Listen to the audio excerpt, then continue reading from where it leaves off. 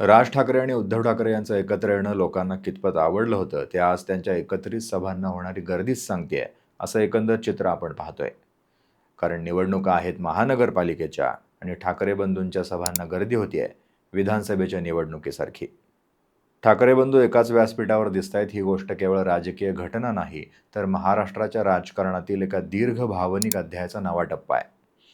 अनेक वर्षे वेगवेगळ्या वाटांवरती चाललेले ठाकरे कुटुंबातील हे दोन महत्त्वाचे चेहरे आज महानगरपालिका निवडणुकांच्या पार्श्वभूमीवर एकत्र सभा घेताना दिसत आहेत. एकत्र आलो आहोत, एकत्र राहण्यासाठी असं सांगतायत. आणि या सभांना मिळणारा प्रचंड प्रतिसाद, उसळणारी गर्दी आणि घोषणांनी भारलेलं वातावरण पाहता एक प्रश्न साहजिकच उपस्थित होतो. ही गर्दी मतदानाच्या दिवशी प्रत्यक्ष मतात रूपांतरित होणार का?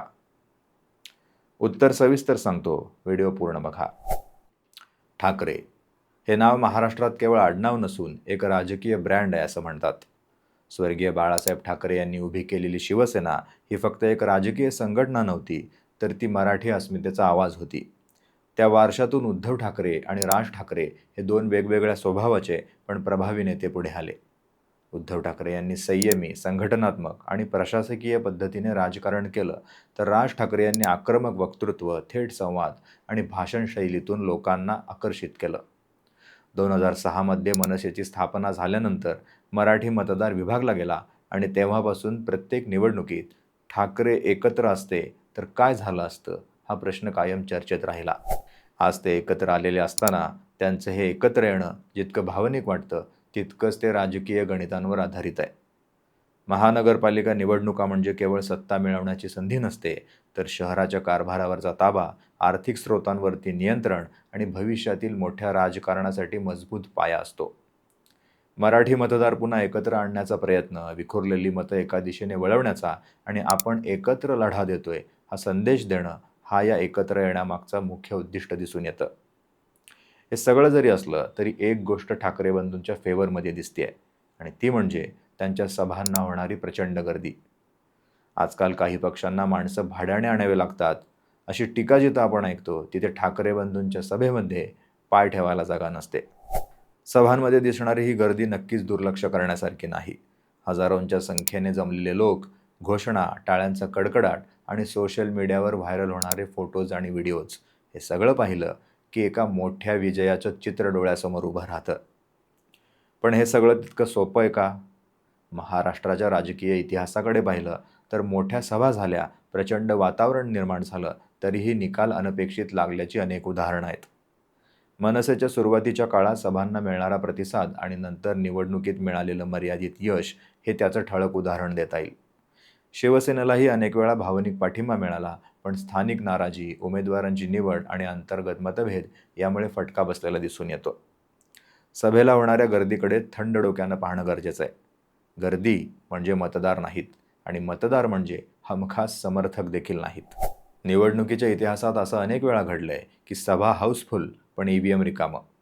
विशेषतः शहरी भागात सभा पाहायला येणारा वर्ग आणि मतदान करणारा वर्ग यामध्ये मोठी दरी असते आणि पक्षांची खरी कसोटी ही घोषणा संपल्यानंतर सुरू होते.